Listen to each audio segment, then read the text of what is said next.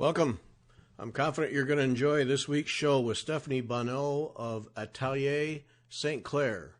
And this week we are fortunate to have two sponsors for the show. One from the East Coast, Sassy Jack Stitchery, and a couple of things there. Be sure and pick up the Christian Henry 1816 sampler, a new offering from Sassafras Samplers, Kim's reproduction sampler brand. And you can get the chart and kits at sassyjackstitchery.com. Then also we have several Jeanette Douglas things going on. A Hollandsey Merklop design, you want to see about that. And then the ongoing program, Learning Stitches. And then after that ends, My Stitching Album. So with the combination of Learning Stitches and My Stitching Album, you'll pick up a lot of skill and a nice little collection of stitches that you can do to make modifications, alter, make your designs your own. So be sure and check that out. Learning Stitches is videos, and Kim has been doing those right along. So you can sign up anytime and easily catch up. They're not the kind of thing where you need to start right at the beginning. So check that out. And then, of course, we're all looking forward to the live seminar workshop with Jeanette Douglas called Tapestry of Stitches, and that'll be in May of 2021. And registration should be available now, so you'll want to sign up for that, and that is still planned to be a live event. We're sure hoping that that can happen. I know I'm hoping to be there and participate too. So May 2021, and you can sign up now for that. So be sure to get to sassyjackstitchery.com and check those things out. Then over on the West Coast, also sponsoring this week's show, is Needle in a Haystack. And Kathy Ray is saying to us that whether you're an experienced embroiderer seeking specialty threads, a needlework frame for a workshop, or a beginner taking your first steps in selecting the right hoop and linen fabric for a project, you'll find our curated collection of needlework materials and accessories comprehensive and inspiring. We're here to guide you in your selection of the most suitable materials to make you a success. Our expertise in a wide range of techniques and quality materials is designed to assist our customers to reach a beautiful end result. Whether you're planning to stitch your next masterpiece with real metal threads, or you want to kit up a sampler project and use silk thread for the first time, we're here for you. Some of our offerings include slate frames and other hard-to-find accessories, and they really are a specialty there. Hard-to-find accessories, hard-to-find threads, hard-to-find ground cloth. That is your place to go, Needle in a Haystack. And Kathy also now has the Goldwork Masterclass and Stumpwork Masterclass books from Allison Cole. I own the Goldwork Masterclass book, and if you're at all interested in goldwork or think you might be in the future, that's the book to have, and I have no doubt that Stumpwork is the same type of book, just stem to stern, beginner to advanced knowledge and information about how to perform these stitching techniques. And plus, they're just beautifully put together, and Allison Cole is just a brilliant talent, so owning her books is just a plus in general. They ship worldwide shipping at Needle in a Haystack, and you'll want to go to needlestack.com. And we appreciate Sassy Jacks and Needle in a Haystack for sponsoring this show, and encourage you to visit both of those shops and let them know that you heard about them from Fiber Talk. And now we will listen to a fascinating conversation with Stephanie Bonneau in this week's podcast.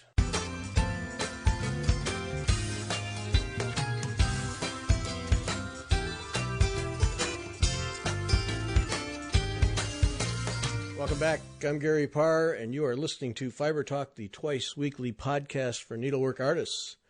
And our artist this week, Stephanie Bonneau from Atelier St. Clair. Welcome, Stephanie. Thank you for having me. Yes, this is going to be fun because we get to look at embroidery in the fashion industry in addition to embroidery design and teaching and all the other things. And kind of a little different world. So this is going to be fun to learn about this. But let's start out now. Let's start out in Atelier, which I'm sure I'm butchering all to death. What does that mean? Atelier, it's a workshop in French.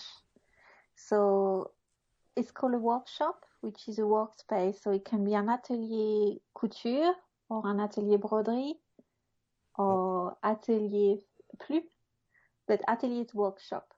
Okay, so that's where someone like you has a shop and then provides services to, Yeah. in your case, the fashion industry primarily. Yeah. Yeah. Okay. And then you have a second component of your business, which is the school part, and that is called École Saint-Clair, which is the school. Okay. Yeah. And where does the St. Clair come from? Saint-Clair, okay, in the Middle Age, there was different patron of different workmanship. So there was a patron of embroiderer, patron of ironing, patron of sewing, and Saint-Clair was the person which was in charge of all of those work. That's where I come from. Oh, okay. Huh. Yeah. Okay, just expose my lack of religious history right there. Okay, well, we learn things. Because when it turned out of finding a name for the business, I sort of giving my name, but I thought in case it gets very big, like I wanted to, I don't really want to give my name. That's why it's Atelier Saint-Clair, to identity. Yeah. Okay. All right. I like that. So when did you've been doing embroidery needlework forever? Yeah. Yeah. Did you start as a little girl, or was that later in life where you got interested? No, I started around 5 years old. So my mom used to do some surface stitches, so like stem stitch, satin stitch, all those stitch. And I used to ask her all the time what she was doing. And she did get bored at one point, and she said, "Do you want to do it?" So she teach me how to do, like surface stitch, because I was just always, annoying her really. So yeah. So here's how to do it, so you'll be quiet and go away. Yeah, exactly. Exactly. And a needle point as well. She used always to give me for Christmas like a needle point to do. So to be quiet in the school holiday. So yeah, that's how I started it really. And obviously you enjoyed it. Yeah, and then crochet as well. I used to do a lot when I was a child of crochet. Like crochet for anything. She used to have a lot of like napron, like little thing we put on the table. Yeah. Yeah. And dresses for the Barbie and right. Well, yeah. Why not? Yeah. Why not? So then you continued right through childhood. Yeah. Until I was teenager, and then I wanted to be a gilter, it's called, which is covering thing in gold leaf. So covering element in a castle, like what you see on all the roof. Or the doors, or into gold leaf. That's what I wanted to be initially. But the material was quite expensive to work on, to learn it. Yeah. So then that's where I was like, okay, maybe embroidery and gold work might be an alternative to it. Yes. And then we look for a school who teach embroidery. So there is 4 schools in France where you can learn when you are 16, like an apprenticeship, a bit like in England, but you are in school. And then you have 3 specialized in couture beading, 1 in gold work, and 1 in a cornelie machine. So I did a gold work one in Rochefort. So that's interesting to me. So you did needlework just because your mother wanted you to shut up. But so you did that, and then you got so attached to it that you actually made the decision as a teenager to go to school to learn. Yeah, because I wanted to be a gilter, but it wasn't possible. So I wanted an alternative of it, which is gold work. you know. And then this school would teach you, what you say embroidery and gold work and. Yeah. So from when you're 16, it's a 4 years. Well, it's the 2 years for a first exam, and then you can take another 2 years on to, carry on. Mm-hmm. So I did 4 years, and basically they teach you every hand embroidery aspect. So like white work, gold work, tambour beading, every actually technique. But then they specialize in gold work, for example. Mm-hmm. So then you have more of this technique. And for example, in Paris and in Lunéville, they specialize in tambour beading, so they have more of this. And then in Sartrouville, they have Cornélie specialist. So yeah, so each school have a specification. But you have to learn all the technique, including as well lace making, all sorts. Holy smokes! Yeah. So when you come out in 4 years, you are at least proficient in. Yeah, I did Cornélie, but so Cornélie is a hand guiding machine, but I'm not very good at it. So yeah, you basically you learn everything, and then so that's the first year.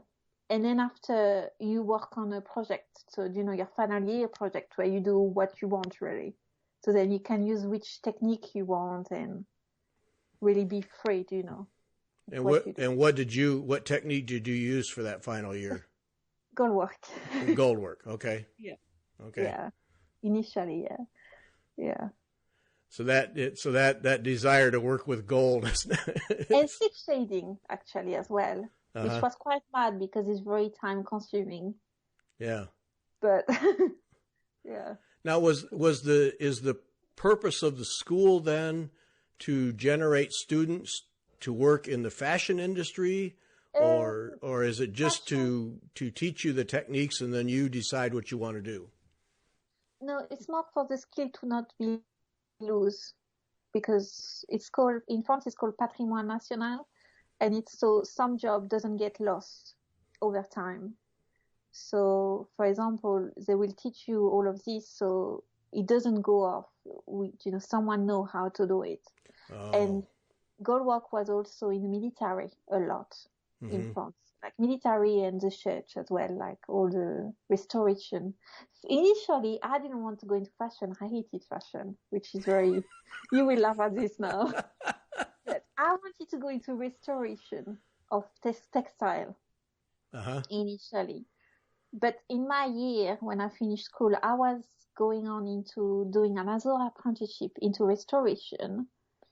But there was some politics going on and they cut down the funding on my year. So they didn't do any funding that year. So I have to do something else. That's how I ended up in fashion, because I needed to start to work, Reality hit, yeah. Yeah, exactly. And I was like, oh, really? Would I do this for 60 years? Yeah. So if the funding had been there, you would have I would gone have gone into textile restoration, because I did get the apprenticeship. I was supposed to go into it was a maître d'art in the north east of France, and he used to work for the castle like Fontainebleau and Versailles. And so yeah, I was supposed to do that. So then restoring old tapestries and yeah, exactly, yeah. And tapestry, but also like all the surface stitched, like, and the gold work. Oh, that would be fun. I did an internship with him, because part of that school.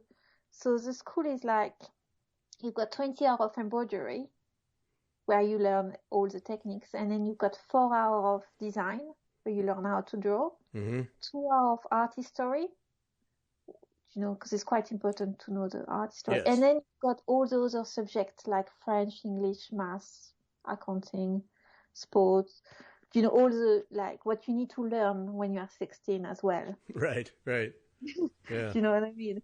And then part of this is also you have a 12 weeks intern where you work in an atelier. So I did mine in fashion and another one in textile restoration. Yeah. So you're all right. So it really is it's a 4-year program where you get all the basic education, Yeah. uh, your grammar and math and all those things. Yeah. But then you have this heavy emphasis on embroidery, Yeah. and then they put you in an atelier Yeah. as basically as an intern then. Yeah. Yeah. Huh. And you're treated as a worker as well. It's not like you do the same hours than, because when it's fashion week, so you do the same. I did the same hours as them. Okay. Now, the school life, then you must have spent a lot of your spare time doing needlework then. Yeah. It was hard work. Like, didn't have a student life, Yeah, that's what I'm picturing. Is there's no student life at all? No, didn't, because the final year project was hard because it was full in terms of, it was basically from the idea to the finished piece they purchase, with the drawing as well, and the research behind. And then we have to present it as well in the front of a panel, which was... Oh, no. I was 19 when I did that. I have to go to Paris, which is Carrie in the first place, and then present it to a panel of 5, like skill embroiderer, which run Paris Atelier. So you weren't presenting to your teachers. You were presenting to people in the industry. Yeah, exactly. Yeah. Oh, my word. Oh. And then last question as well. It's like, I remember it so well. It was 14 years ago, but and then you have to know as well exactly where did you get your picture from. Where did you get all your research, in case they ask you. Yeah. And I remember it was a mirror, because I did mine in. Basically, I did my project in. It was calligraphy and an inspection of yourself. So, like, I translated a poem about yourself, like introspection, and then I put this into mirror frame. Like the embroidery onto mirror. Yeah. And then I had some picture of mirror, to have some inspiration. And then she asked me, where is that mirror from? Which century it is? And I had to know, and it was like the Napoleon III century, but it was quite deep, the project. Oh, the intimidation to go to Paris and to have to, because when you said, your final year project, I'm thinking, all right, and then you present to the teachers and you're done. But so that's really trial by fire. Then you really know your stuff if you pass through that. Yeah. Wow. I think it's a very good test for interview. When you are through into interview stage. Right. Yeah. Because when you start work, you need to interview, and I think it was a good training for that. Oh, yeah, there's no question. Yeah, that's what I mean. If you get through that and you're still alive, you really are equipped to go into the business world without question. Yeah. Yeah, that's oh boy, that's really schooling. So there's no funding for restoration. So then you go into the fashion industry. Were you reluctant? Yeah, initially, yeah, but then there was no other choice. It was either textile or fashion. It was any alternative. And then I started to quite love it, actually. But yeah, so I did 3 years after school into fashion. So like working, in different ateliers. Because you shouldn't just go to one, because every atelier, even if they do embroidery, they still have their own way. Yeah. So as well, when you work in an atelier, you cannot go and do what you want. You have to adapt to their technique, which doesn't make sense. So for example, girl work will be their own way. It won't be something else. So every atelier have their own way. So I did this. So you go to school and you learn what the school teaches you, and I'm sure develop your own techniques. But then every atelier you work at, then you have to adapt to their approach. Yeah, and you have to, because if not, they won't employ you again. It's like there is no alternative. Even if you think it's the wrong way, you still have to do their own way. Yeah. Which is why after I created my own atelier. Yeah. Oh, I can see why you would. Yes. Yes. But I suppose that suits some people to just simply be told this is the way to do it, and then they do it and they're happy about it. I'm sure that works for some, but then for others, it's, well, I have a better way and I want to do it my way. And sounds like you fall into that category then.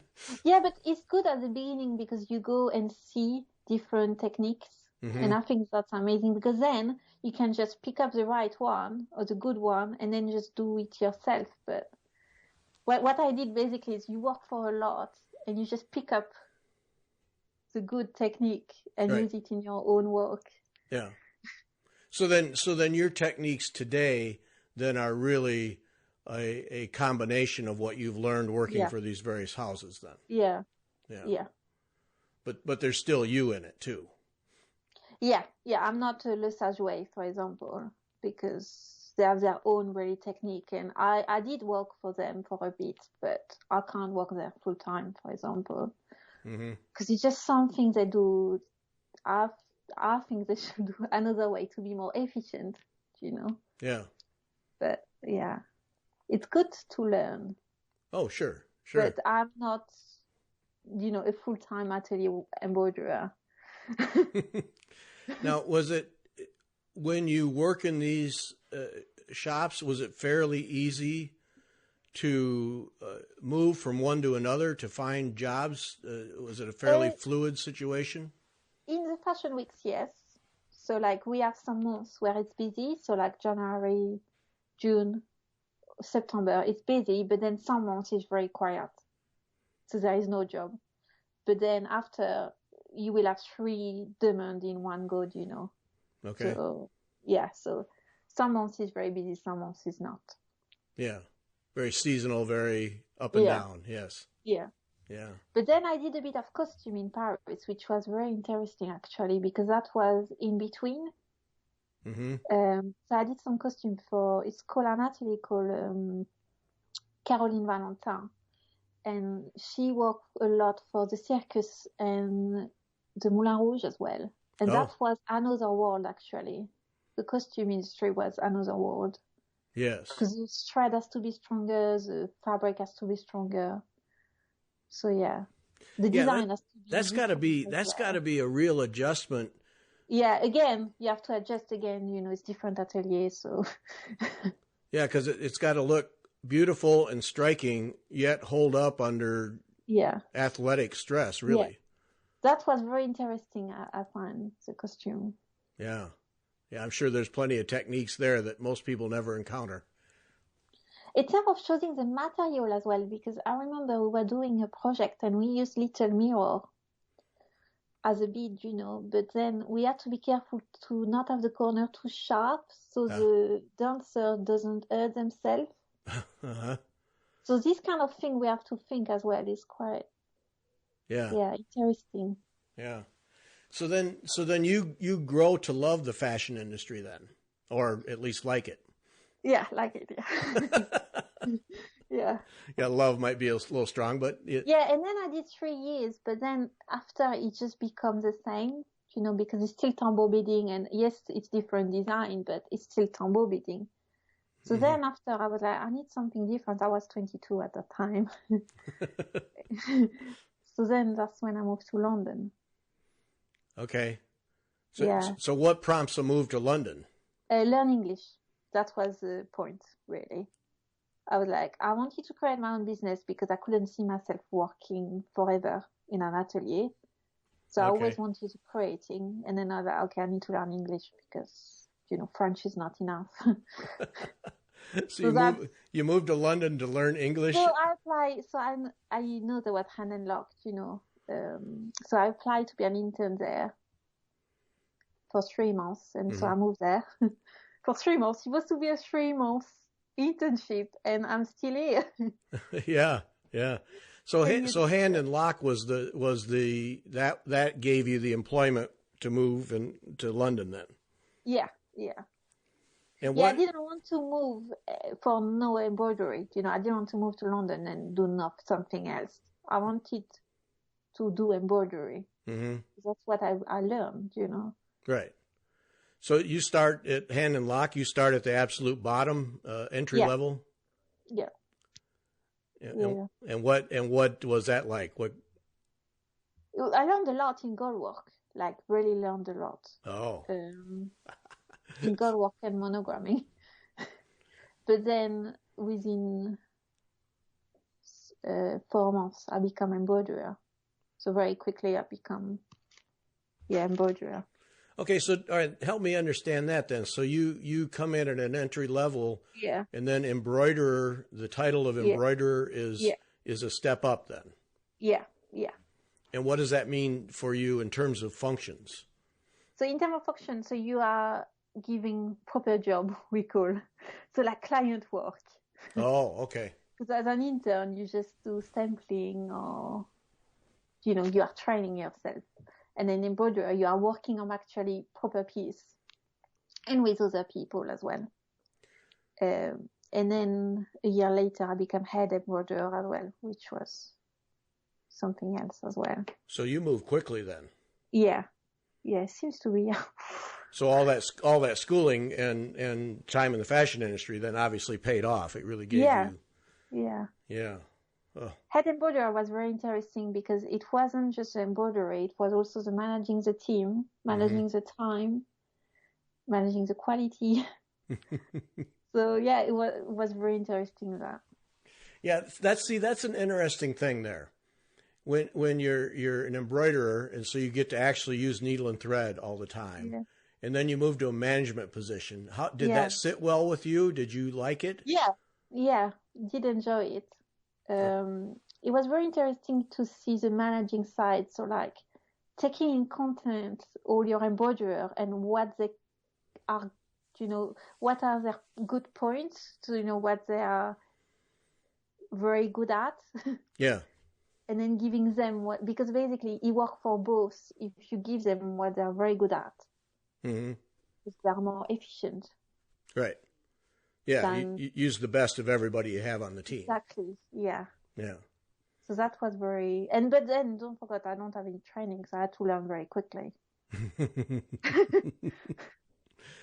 Now I assume that the early on the English was a real barrier for you. Yeah, that was hard.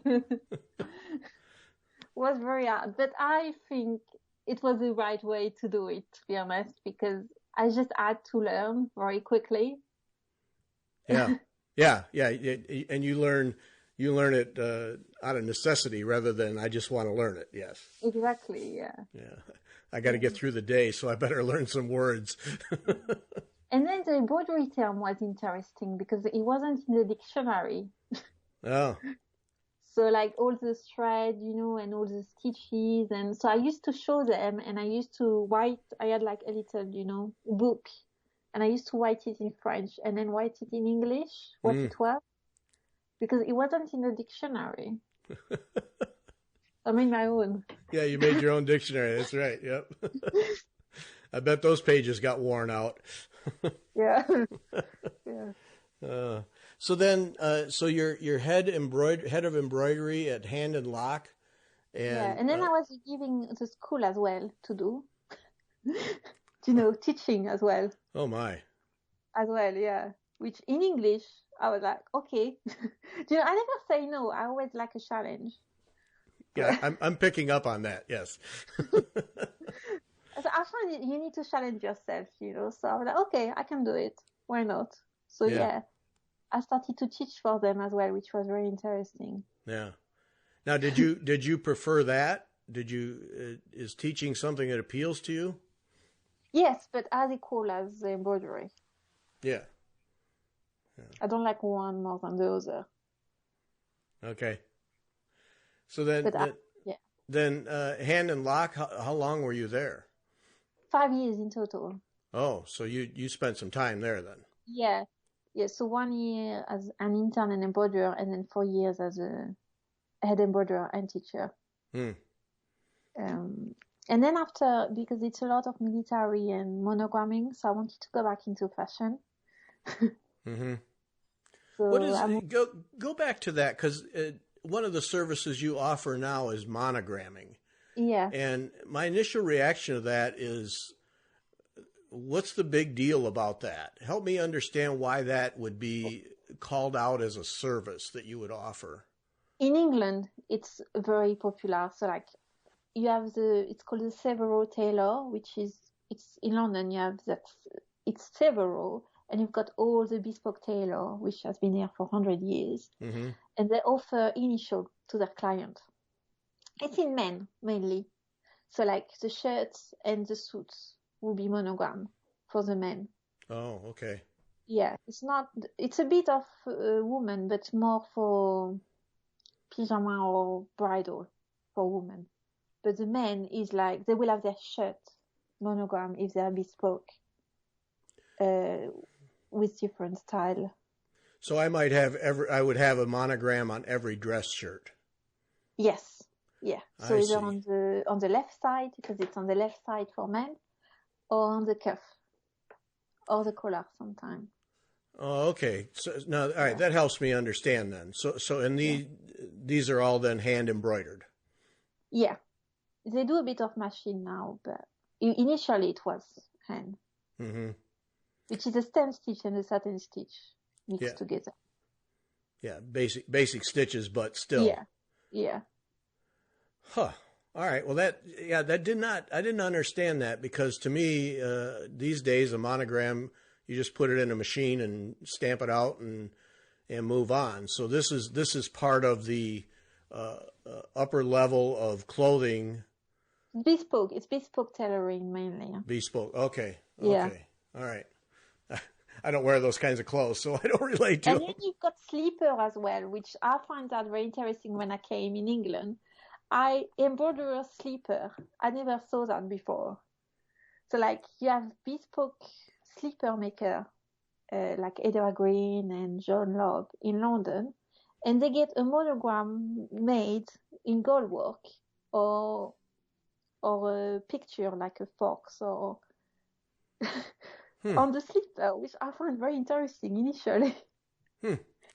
Because someone in their home will have a bespoke tailor slipper, with their monogram. Wow. I know, it's just a different world. Yeah, well, to each their own. I mean, it's just fascinating to me how the different ways that embroidery shows up and is used, and obviously even monogramming is a significant thing then. Yeah, in London, I think so, yeah. Yeah. Huh. So then what prompts you then to leave Hand and Lock? Is it you just want your own place? Yeah, I wanted to create my own business, and I wanted to come back into fashion as well, more, because monogramming can be it's still lettered, all the time. Mm-hmm. So it can be very repetitive. Yes. So I wanted to go back to tambour beading a bit. So again, apply it to Ralph and Russo, which is a couture bespoke house in London, as a designer, but then I became very quickly in charge of all their clients. In 3 months. Boy, you just move through corporate ladders like they're nothing here. So yeah, it was quite, again, which I learned a lot actually there as well, because I started as an embroiderer there, but then I moved into the design, which was something else completely, like another world, because embroiderer there was finishing the dresses, Yeah. or making shoes, but then after I became what is called embroidery designer, which is in their design with their designer. And then after I was in charge of all their clients, which was interesting. Now, why did you, if you want to go back to fashion, why did you not go back to France? I did twice a year. I did for the couture show twice a year, but I don't want to go back to France full time. Okay. Your choice. That's fine. Yeah. Yeah. Because I like the Paris atelier, but only for a week or 2 at a time. Okay. You get your fill of it quickly then. Exactly. Okay. Yeah.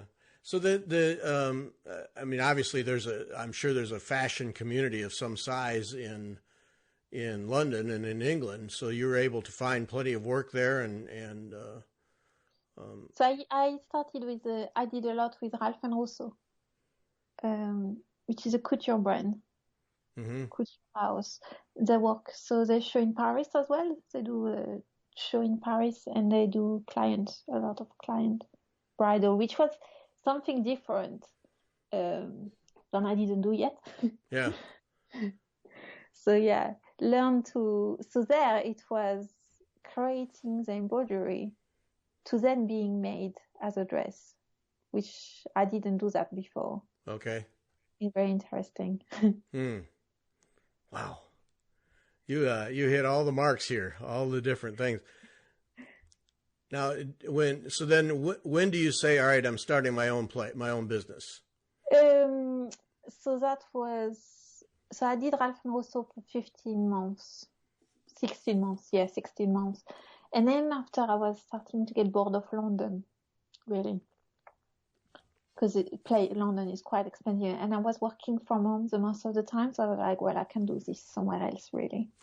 I don't have to be in London. So then I moved to the north, in Cheshire, and then I just go to London when I need to see my client, but that's actually when I really started it. And I wanted to own my design as well, because when you work for someone, you don't own the design. Right. Which is like, Well, that's what it was starting to enter my head here. Is at some point, with all your experience, you want to do your own. Yeah. You want to own your own designs. You want to do your own creativity. You don't want to always have to comply with what the employer wants.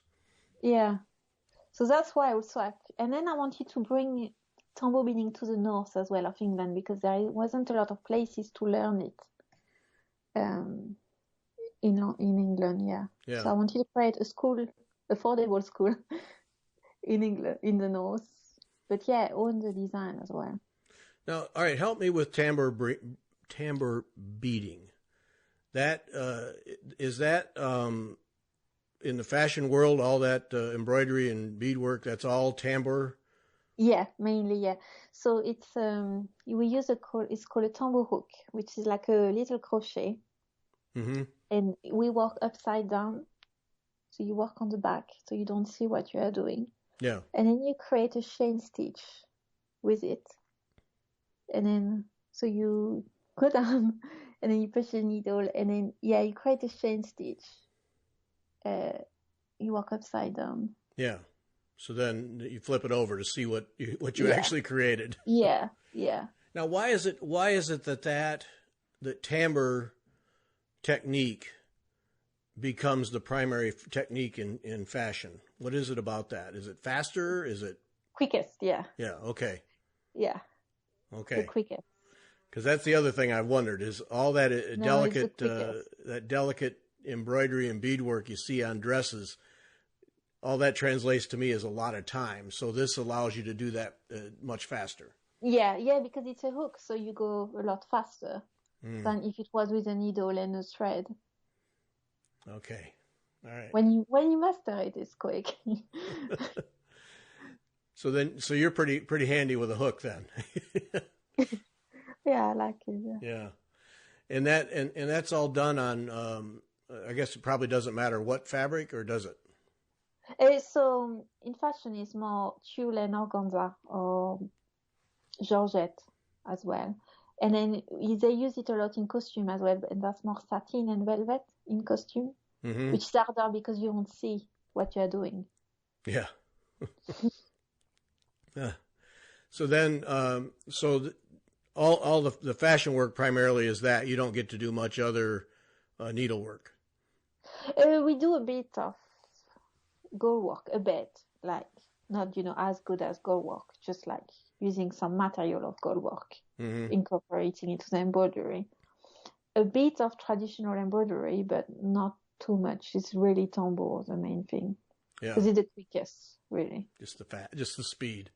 Yeah. Okay, well, that helps me understand, because on Instagram, I I just started following the hashtag embroidery, and just because. And so that then opened up the whole world of couture and all these amazing dresses and things. And so then I get to see all that beadwork. And I've always wondered how they actually did all that, because you could tell it was at that level is hand done. I mean, it's not some machine thing. And, you know, who has time to do all that? Well, that's why is the tambour technique then. Okay. Interesting. So then you start your own place. You move north, and you start just working out of your home, or were you able to set up a studio? Studio in my own home. Yeah. Yeah, it's a nice, lovely room. Light, a lot of light. Mm-hmm. Yeah. And were you able to take clients with you? No. Okay. So it's a lot of my work is recommendation, and if I am approached. Okay. Basically. Okay. Yeah. So you didn't, from your last place, you didn't have 5 people that stayed with you. Okay. No. Oh. No. It's if you are approached, and then recommendation. A lot of my work is recommendation. Okay. So then you say, I'm going to start my own business, but you are literally starting from scratch. Yeah. Yeah. Yeah. Gutsy. That's gutsy. But I still do a lot of fashion. You know, I work a lot for fashion designer and bridal. And then I do school, a lot of, you know, teaching and courses, and then a bit of art. I need to develop that a bit. Yeah. Just need time. Yeah. Yeah. Who doesn't?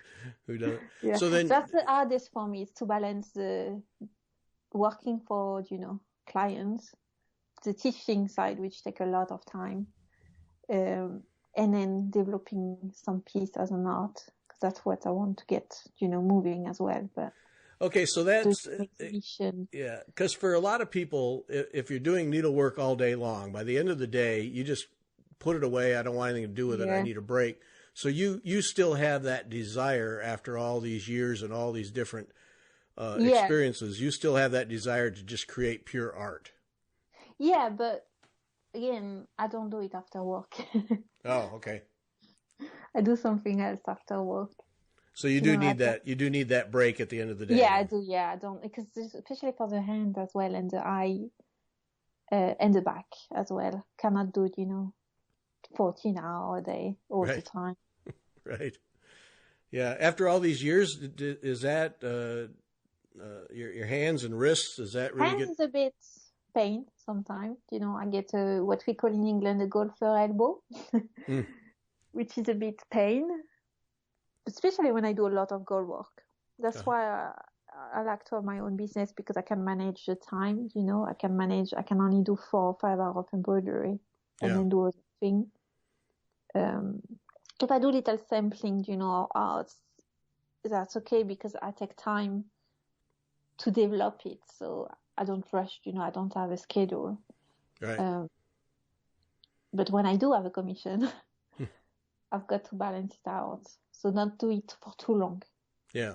Many months, yeah. Yeah, I suppose if you want to do this as a long-term career, you have to protect those wrists and hands, yes. Yeah. And that's why I started to teach a lot as well, because someone else is doing it. Yeah, okay, the teaching thing then, so for that, then you have to develop projects, and are you able to do you have room there in your studio that students can come to you, or are you traveling? No, I've got, so before COVID, I used to teach in art studio. So Liverpool and Manchester, but now all the places are shut down at the moment. Yeah. So I just created an online course now to reach, you know, the people, because they wanted still to learn, and it's just I couldn't get a place for them because all the art studios are closed. Right. And I'm going to develop more, I think, this year. I'm going to do a stitch along in November. It's going to be fun. Yeah, this virus thing has just wrecked everything. Yeah. Yeah. Yeah. Well, It's really challenged because as well Paris Fashion Week was cancelled. London Fashion Week was still on, thankfully. But Paris Fashion Week was cancelled, so it just challenged all of us really. Yeah. How did they pull that? How did they pull off a fashion week and have it be safe for people? Were people limited in how many could attend? So London Fashion Week was no audience. It was a video only. So Okay. they did a live streaming in a forest. Yeah, and then there was no audience. Okay. And then the model was 2 meters apart, outside. Oh, it was all done outside. Yeah. Oh. Yeah. And then us working, we were 2 meters apart. Yeah. But then you had to be there and work, so you guys had to be very careful. Yeah. So I went to London for a week. 3 weeks ago. That's got to be exhausting doing one of those shows. Yeah, that's why I only do 2 a year now. Two a year is all you can handle. Yeah, because I want to do my own thing as well. Yeah, that's what I learned actually in the years. Is I learned to say a lot no to do my own thing, but then it's a balance between getting some working as well, and then doing your own thing. Yeah, which is a balance. Yeah, that's got to be challenging. Yeah, at some point you need to make money, real money. Yeah, exactly. So at some point you have to say yes. Yeah, you can be an artist to a point, then you have to have food. Yeah. Yeah. Yeah. Now, do you, with all the houses you've worked for and the years, I assume you have a reputation that people know of you and call you, and want to to do work for them, or is that industry so fluid and so ever changing that you are constantly out looking for work? No, I don't look for work really. So I work with recommendation, and then I don't work a lot now in fashion. I just work for a few people. Oh. Now I'm quite lucky that I can choose who do I work for. Well, that's what I was trying to get to. So you're well enough known that you can decide who you work for, exactly. And to what amount that you work then. Yeah. And I'm okay now with saying no to a lot of things, because as well, a lot of younger embroiderers just take it, they just take it. And I'm like, I don't want to do this because I did it for many years, Yeah. If they don't want me, they don't want me. I'll do, I'm okay. But it took me a while for me to reach that level of saying no and not working for too low, if it makes sense. Right. No, I understand that, because it's akin to a movie actor or a musician. You got to pay your dues, years and years of work before you can get to a point where you can just say, no, I'm not interested in that one. I want to do this one over here.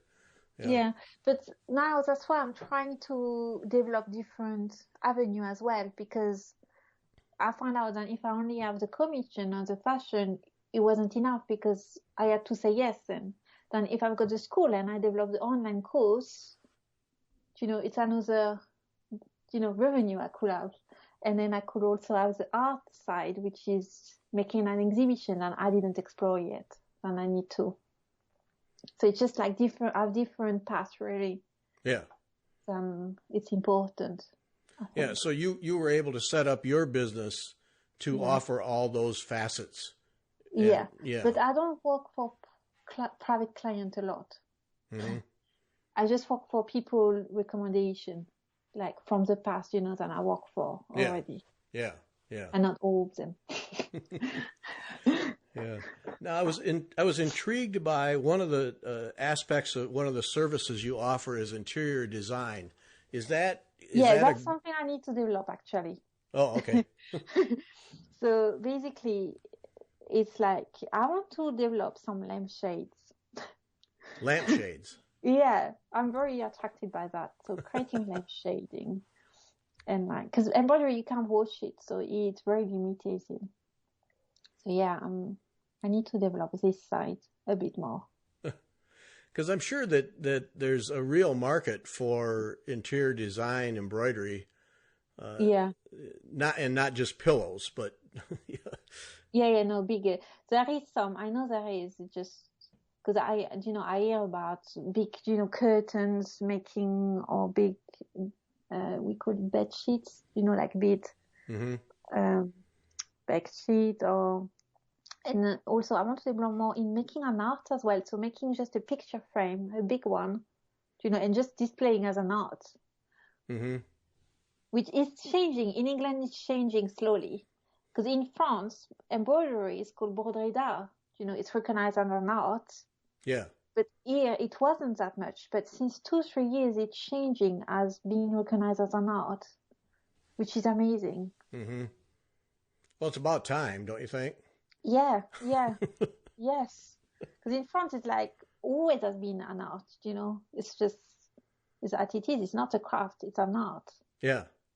Then in UK, it's slowly like, yeah, I can see changing it, which is amazing. Yeah, I have a lady I know in Germany who tried to get classified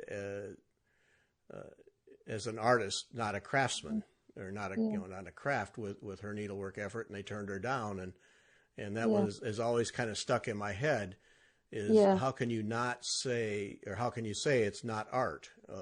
But it's years of perception, I'm sure. Yeah. It needs time to change, but in UK it's slowly changing. That's good. Because when when you apply to all those arts fair, you are rejected because, but now they call mixed media, which is, we can be qualified as mixed media, which is different, it's nice. That's what the kids are calling it these days, is mixed media. Okay. Yeah. Whatever works. Yeah. Yeah. So then, the gold work that you do, I mean, the Instagram pictures that you post, the beading and the design work and the gold work are impressive. I mean, I enjoy looking at them. Is that mainly your art part? Yeah. So it's the art of classes, project I teach as a kid or as a class. Mm-hmm. Yeah.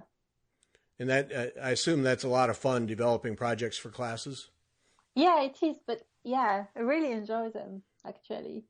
But then after you've got to write, so I make the thing and, get very exciting because it's done. But then after you've got to write the instruction. Yeah. Which is, yeah. Yeah, there aren't too many designers that enjoy doing the instructions. It's like, oh, geez, now I got to do this. Yeah. Yeah. And that's, I'm a former teacher, so I know what that's like. You can't just write it out so it makes sense to you. You got to write it out and I try it as well. I've got a sweet student who is trying all of them out. Ah, okay. Nice. Oh, you're test person. Okay. Yeah. I think you have to. Yeah. Oh, sure. Yeah, because especially online, because if you don't. Yeah. That's the first thing that's the thing I started to do this year. It's online, because all the classes were cancelled and I was like, I need to teach, I need to do something. Yeah. So then I had to learn how to make videos. Right. Well, and that's been the thing with this virus is you could see it as people, all right, now I got to learn technology. I want to do this, but I got to learn the technology. So there was this quiet period, and then all of a sudden classes and other online things started showing up, and you could just tell, all right, people figured out the technology and now can actually put it to use. And you have to learn that.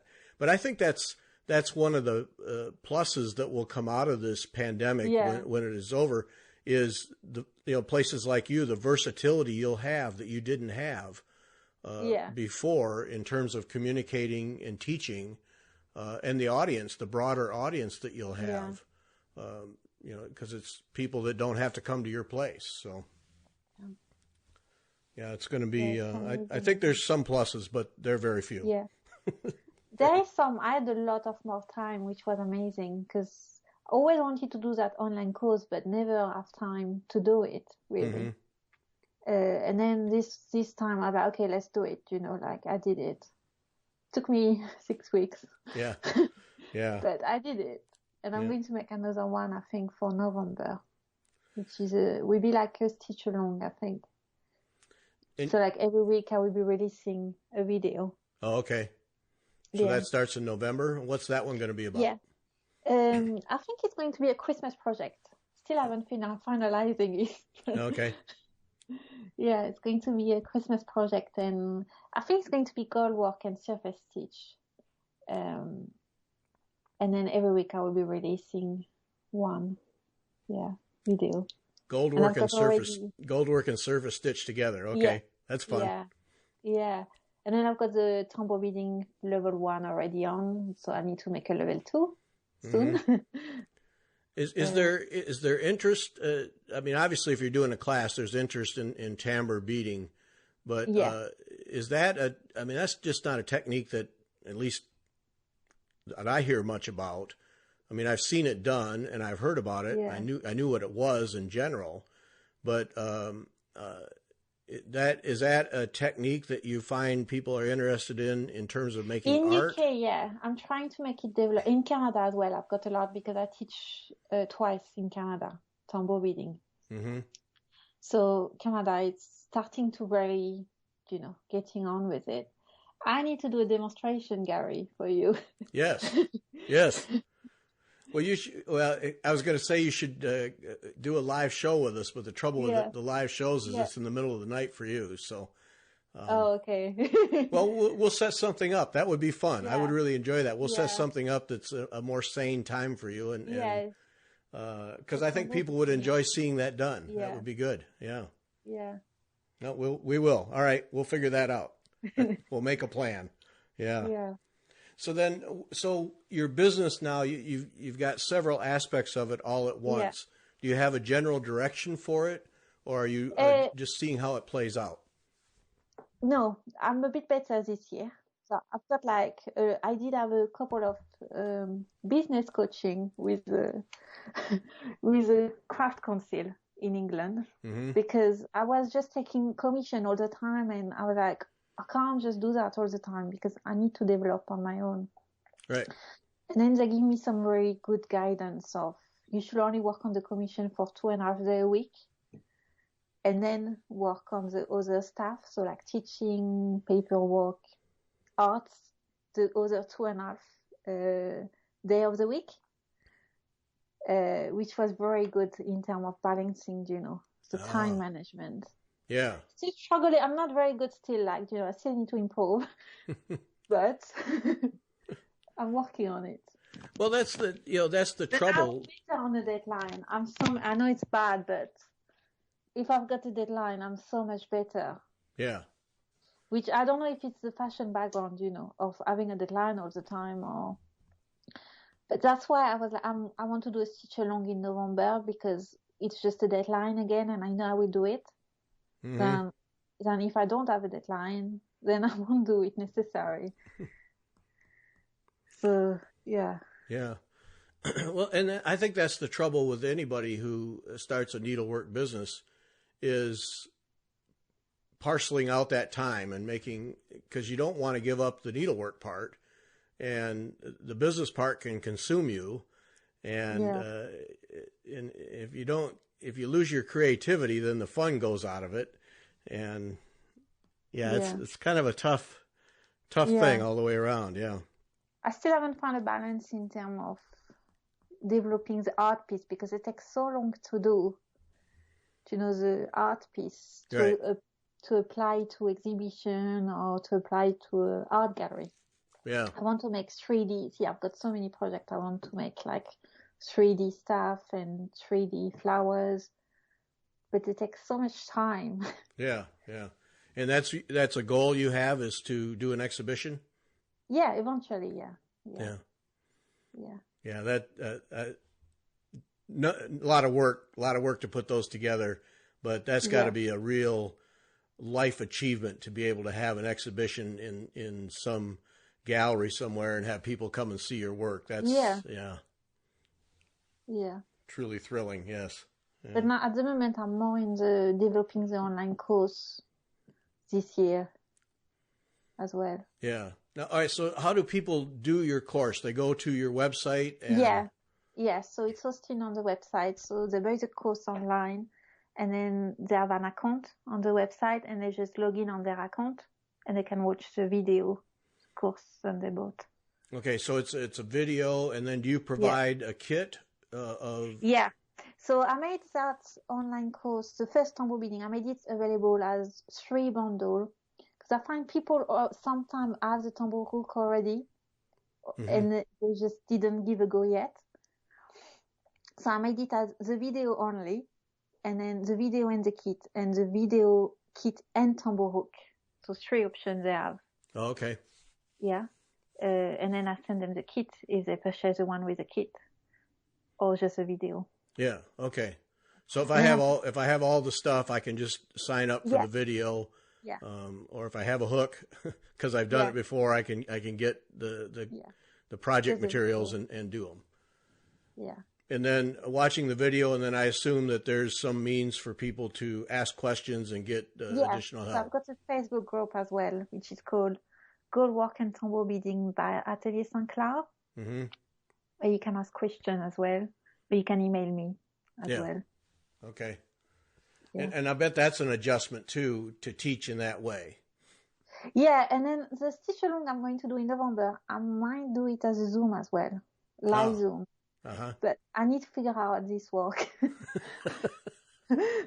More technology. That would be quite good to do. Yeah. Because if it's a video only, people are still alone. Then if I do a live Zoom, it might be good, But then there is a time difference, and I need to figure out. Yeah. So yeah. Yeah, that's the time. Yeah. Yeah. No, there's that community. At least you get a sense of community when you have a Zoom type class. Yes, agreed. Yeah. Jeez. Yeah, these times they make us work extra hard. There's no doubt. Yep. It's actually amazing because it makes us challenge, and I don't think without this we would have done it. I would have still gone to Paris, and so I think it's amazing. Well, Stephanie, I've enjoyed it. Thank you. Oh, me too. This has been great fun. Thanks, and best of luck to you as you develop your business. And what a ride you've been on. That was fun to learn about it. So, yep. All right. Thanks, and thanks to everyone for listening.